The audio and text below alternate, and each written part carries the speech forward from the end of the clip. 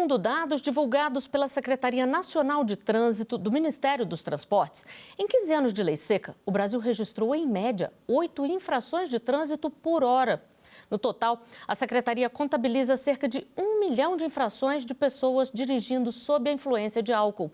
Já as recusas ao teste do bafômetro somam mais de 1,5 milhão de infrações. No artigo 5º de hoje, vamos falar sobre a consolidação da lei seca nessa 1,5 década de existência e como a norma mudou os hábitos dos motoristas brasileiros. Antes de começarmos, vamos ver o que diz a Constituição. A Carta Magna diz que não há crime sem lei anterior que o defina, nem pena sem prévia cominação legal. Diz ainda que ninguém será privado da liberdade ou de seus bens sem o devido processo legal. Sobre o tema, eu converso agora com o advogado João Rezende, que tem especialização em direito penal e processual penal e está aqui no estúdio ao meu lado. E também com Roxane Ponzi, especialista em direito de trânsito e vice-presidente da Associação Brasileira dos Advogados de Trânsito, que conversa com a gente pela internet. Muito obrigada pela participação de vocês no nosso programa. E são 15 anos de muitas vidas salvas. De acordo com um levantamento feito pelo Centro de Informações sobre Saúde e Álcool, em 10 anos, as mortes em acidentes de trânsito causadas pelo uso de bebida alcoólica caíram no país. Mas as hospitalizações aumentaram. Vamos assistir uma reportagem aqui da Rádio e TV Justiça sobre o assunto. As principais vítimas de acidentes provocados pela combinação de álcool e direção são os homens. Eles representam 85% das internações e 89% das mortes. Em relação à faixa etária, a população com idade entre 18 e 34 anos é a que mais se envolve em acidentes desta natureza. O CISA, Centro de Informações sobre Saúde e Álcool, fez um balanço de 2020 a 2021. Nesse período, as mortes em acidentes de trânsito causadas pela mistura de álcool e direção caíram 32% no Brasil. Mas o índice de internações aumentou 34% no mesmo período. Em 2010, o índice era de 7 mortes e 27 internações a cada 100 mil habitantes. Já em 2021, foram 5 mortes e 36 hospitalizações. Essa queda, sem dúvida, mostra que a lei seca foi muito eficaz para reduzir a letalidade dos acidentes de trânsito no Brasil. Mas ainda existem muitos desafios pela frente.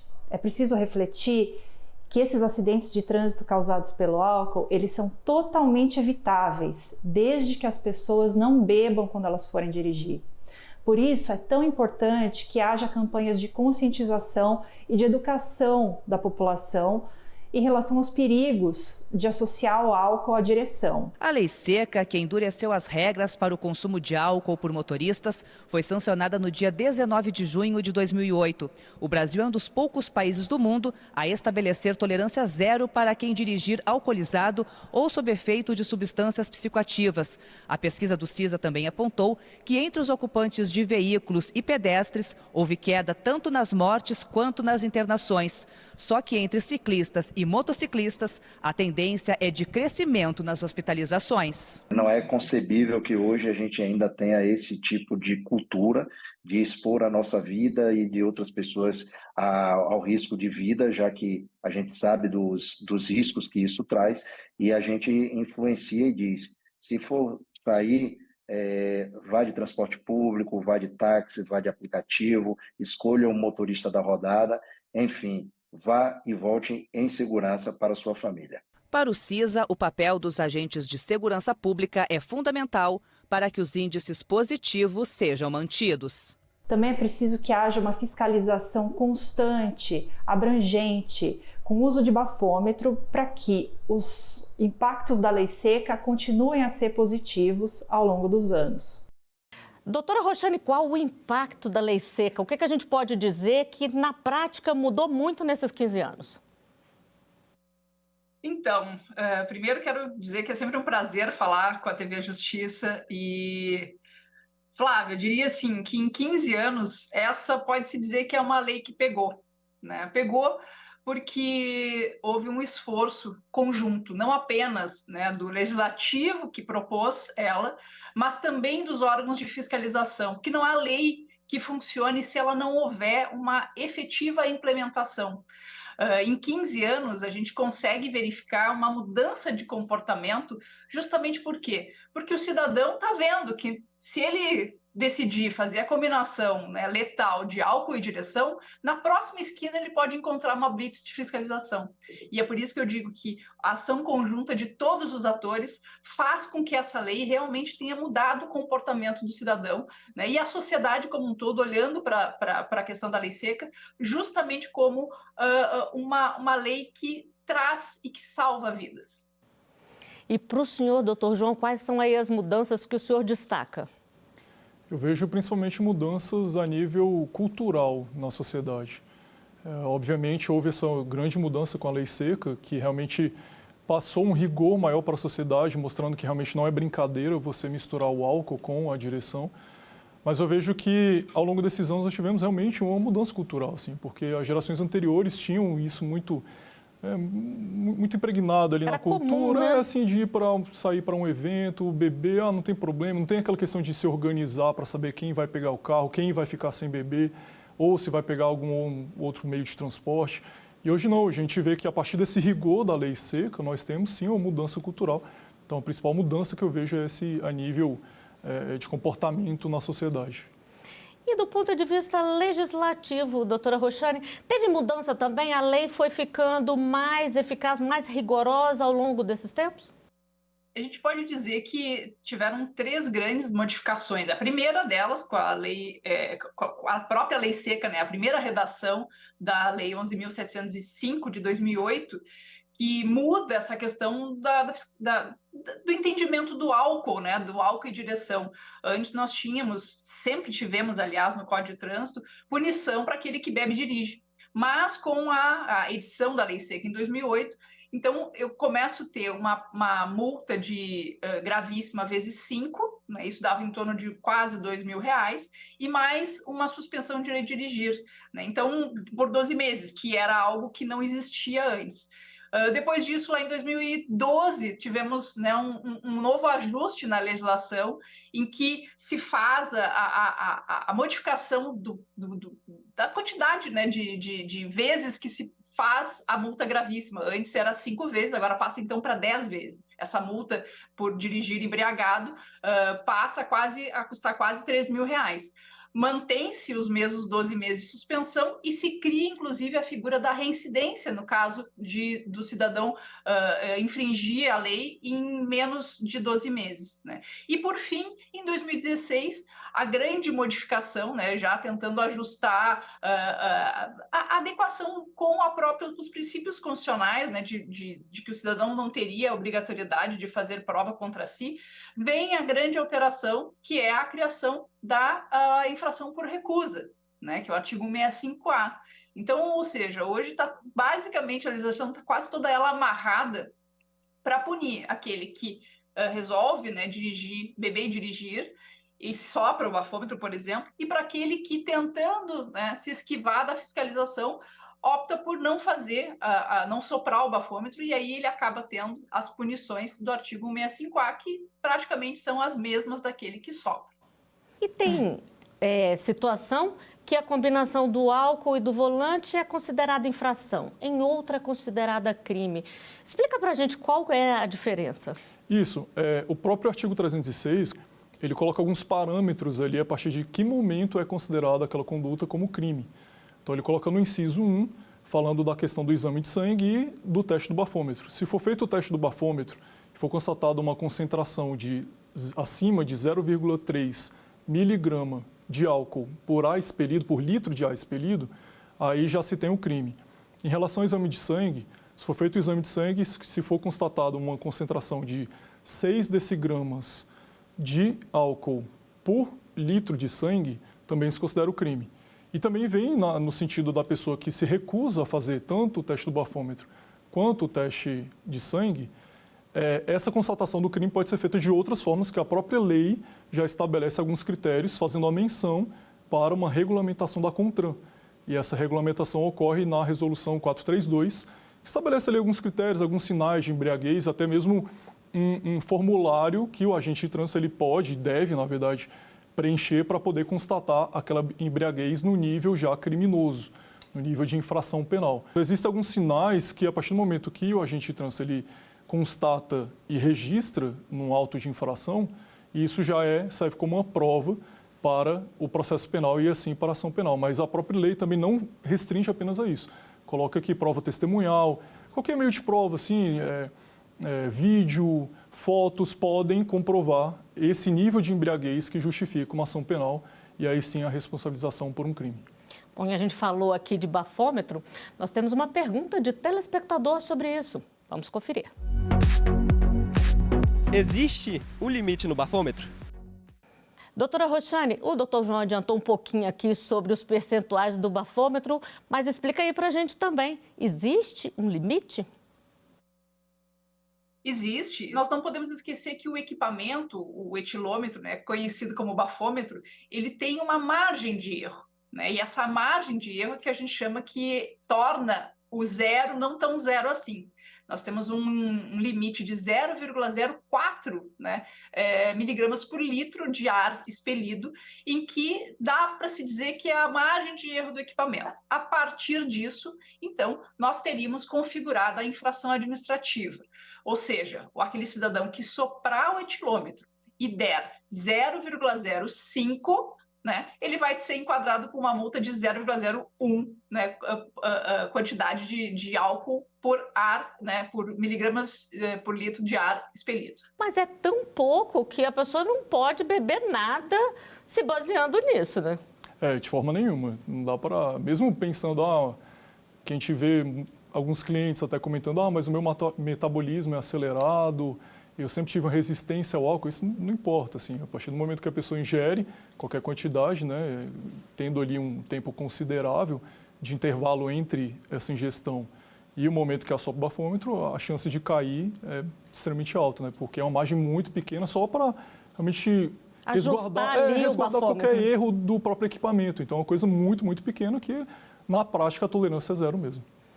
Pois é, doutora Roxane, soprou o bafômetro, acusou ali que bebeu alguma coisa, a pessoa tem que imediatamente deixar o carro e chamar alguém para conduzir o veículo, ou o veículo vai ser levado para um depósito, por exemplo? Então, na verdade, aquele cidadão que for, né, flagrado, soprar o bafômetro, ele, naquele momento, então, se constitui a prova acusatória e se define que ele não tem condições, então, de continuar dirigindo. É por este motivo que ele deve indicar um condutor, né, que vai soprar lá o bafômetro, tem que dar zerado também, essa pessoa tem que estar em condições, tem que estar habilitado, enfim.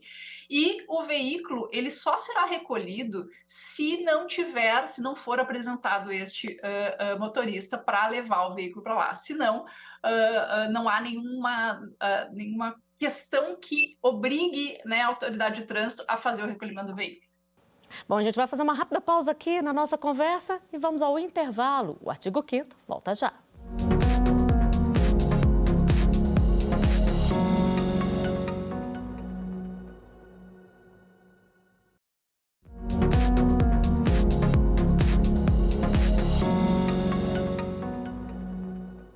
O artigo 5º está de volta, hoje falando sobre os 15 anos da Lei Seca no Brasil, sua importância e como ela impacta a vida dos motoristas brasileiros. Sobre o tema, eu continuo conversando com o advogado João Rezende, que tem especialização em Direito Penal e Processual Penal e está aqui no estúdio ao meu lado. E também com Roxane Ponzi, especialista em Direito de Trânsito e vice-presidente da Associação Brasileira dos Advogados de Trânsito, que conversa com a gente pela internet. Doutora Roxane, nesses 15 anos, qual a senhora diria que foi o maior desafio aí na implementação da Lei Seca? Olha, eu acho que ainda há estados que sofrem com essa necessidade de implementação, né? Apesar de se passaram 15 anos desde a vigência da Lei Seca, o grande divisor de águas para que ela funcione, e aquilo que eu comentei no início do programa, é a fiscalização, é a autoridade de trânsito local incorporar a necessidade de que ela precisa fiscalizar, né, as pessoas. Quem é que pode fazer essa fiscalização? Só o Detran? Polícia Militar também? Como é que pode ser?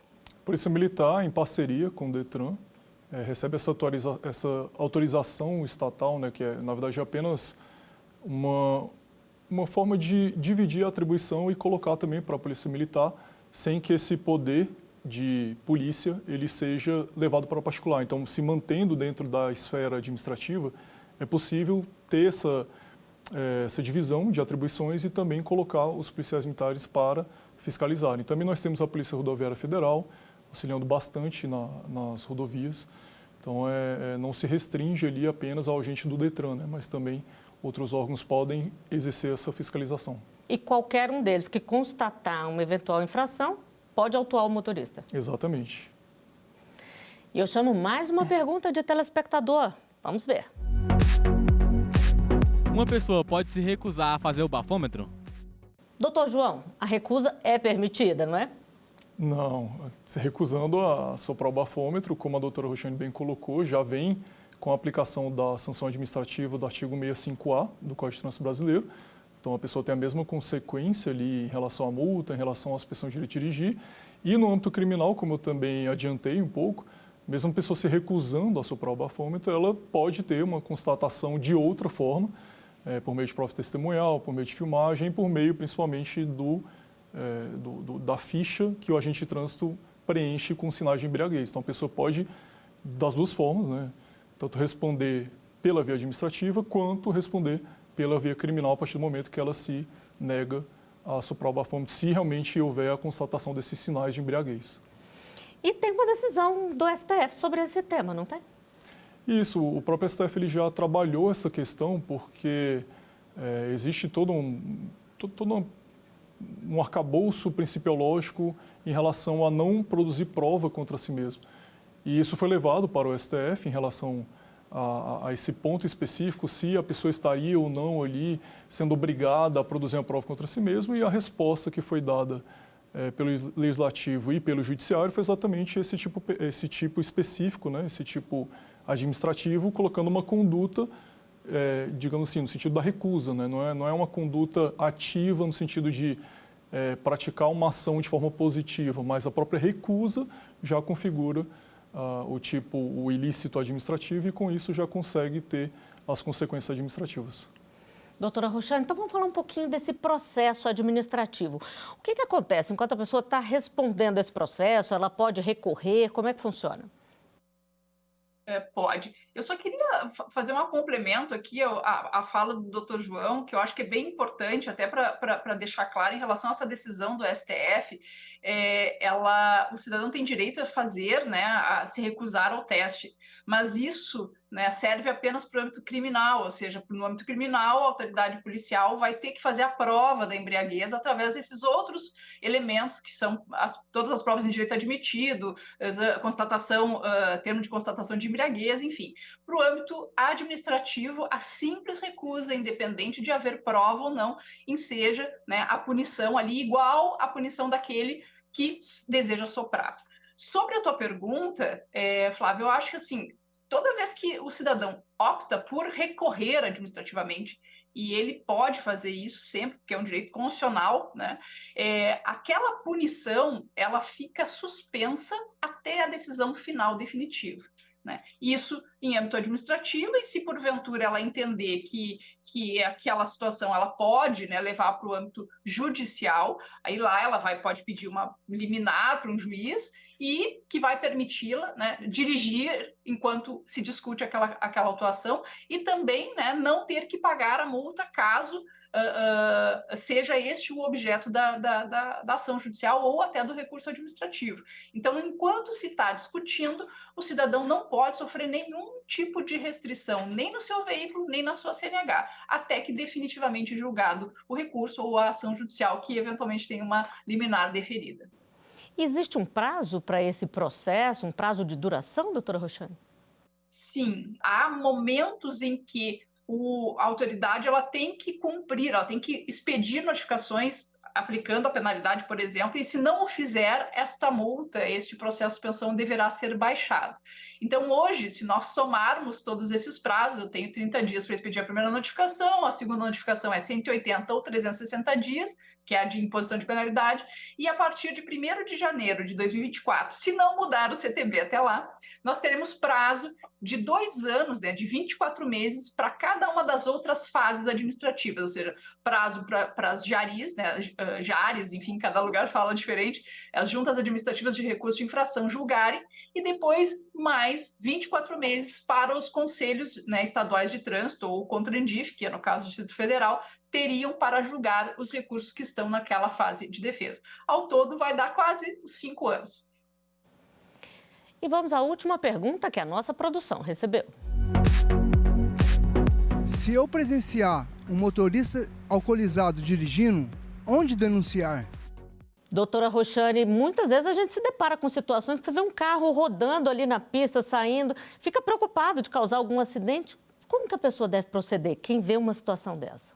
Olha, jamais tentar fazer justiça com as próprias mãos, né? Eu acho que nesse momento é o momento de acionar as autoridades, né? Ligar para a fiscalização, seja em âmbito municipal, seja em âmbito, né, rodoviário, e, obviamente, dar maior quantidade de elementos daquele veículo, dizendo o que está acontecendo, para que a autoridade policial vá até o local, né, e faça a abordagem. E aí sim, aí vai identificar, porque muitas vezes, Flávia, pode até ser que aquela pessoa está conduzindo de forma perigosa, não por uma ingestão de álcool, pode até ser por uma ingestão de outra substância psicoativa, ou até por alguma outra incapacitação, né? São tantas as infrações possíveis. Então, o que se recomenda é que se acione a autoridade policial, né, da circunscrição ali da onde estiver transitando aquele veículo, para que ela adote as providências necessárias. E o que a gente tem visto na prática, doutor João? A gente vê que os números mudaram aí, mas que as infrações ainda continuam com números, assim, assustadores, né? O motorista hoje, ele está mais consciente realmente? As campanhas têm surtido efeito? Tem surtido, mas muito pouco. Como eu falei, eu percebo, pelo menos na minha perspectiva, essa mudança de cultura que nós temos atualmente, mas ainda falta muito, muito a conquistar.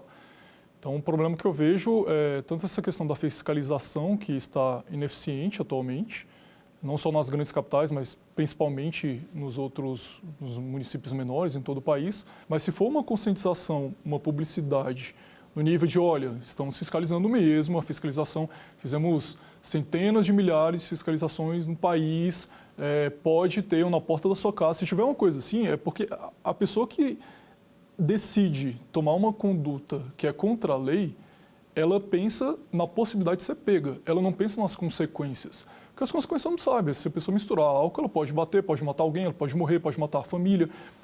Acidentes desastrosos que nós vemos, que a pessoa sobrevive e todo mundo morre da família dela. Então, assim, as consequências são conhecidas, mas esse cálculo de posso ser pego, isso é que falta, porque a pessoa acha, não, eu vou beber, nunca passei por uma blitz no meu trajeto para casa, então eu não vou cair hoje. Esse é o raciocínio. Então, se eu não vou cair numa blitz hoje, eu vou beber aqui. Então, assim, se realmente houver uma fiscalização mais forte, mais frequente e uma conscientização em relação a isso, aí realmente eu acho que nós podemos ter bons avanços em relação a esse comportamento. As pessoas sempre acham que não vai acontecer com elas, mas acontece, os números comprovam. E para encerrar aqui, doutora Roxane, a gente tem um dado da Polícia Rodoviária Federal do período de 2011 a 2020, que mostra que ocorreram mais de 65 mil acidentes em rodovias federais por conta da ingestão de álcool. A venda de bebidas alcoólicas é livremente exercida em rodovias também, porque a gente sabe que se numa cidade que você anda pouco já é um perigo, imagina numa rodovia que a velocidade é maior, a distância é maior. Eu acho que especialmente quando a gente fala em rodovias, né, essa mistura de álcool e direção, ela toma contornos muito mais perigosos. Por quê? Porque se associa à questão da velocidade, se associa à questão de veículos pesados que precisam de maior, né, habilidade para fins de condução. Então, é óbvio que tem que concordar com o doutor João que a certeza da punição, a certeza que vai ser fiscalizado é o que vai demover as pessoas de, pelo menos, né, por conta do Brasil ter feito essa escolha do álcool zero, né, aqui no Brasil, diferente de outros países, nós optamos por ter um limite zero, nenhum. Então, as pessoas elas acabam aderindo a não beber e dirigir por medo da fiscalização, não necessariamente porque elas acham que qualquer concentração poderia inabilitá-las para dirigir. Então, eu acho que mais do que nunca, né, aqui o papel da Polícia Rodoviária Federal, né, das polícias rodoviárias, de fazerem essa fiscalização de forma intensa, né, estar aparelhadas com equipamentos, né, em todos os postos, para quê? Para que possa, né, a partir de qualquer suspeita que o cidadão esteja sem condições de dirigir, por um hálito alcoólico, por olhos vermelhos, né, vestes alinhadas, são vários elementos ali, né, externos que podem dar a entender que o cidadão não tem condições de dirigir. Então, eu acho que faz parte do papel da fiscalização estar cada vez mais presente para evitar a questão da mistura álcool e direção. Bom, a gente teria muito mais a falar sobre esse assunto tão importante, mas o nosso tempo chegou ao final. O artigo 5º de hoje termina aqui. A frase é bem conhecida, mas acho que vale sempre a pena repetir, né? Se beber, não dirija. Doutor João, muito obrigada pela participação. Doutora Roxane, muito obrigada também por nos atender. E eu agradeço também a sua companhia. Você pode rever os programas nas nossas redes sociais. Você encontra a gente pelo @Rádio e TV Justiça. Estamos no YouTube, Twitter, Instagram e Spotify. Até o próximo artigo 5º. Tchau.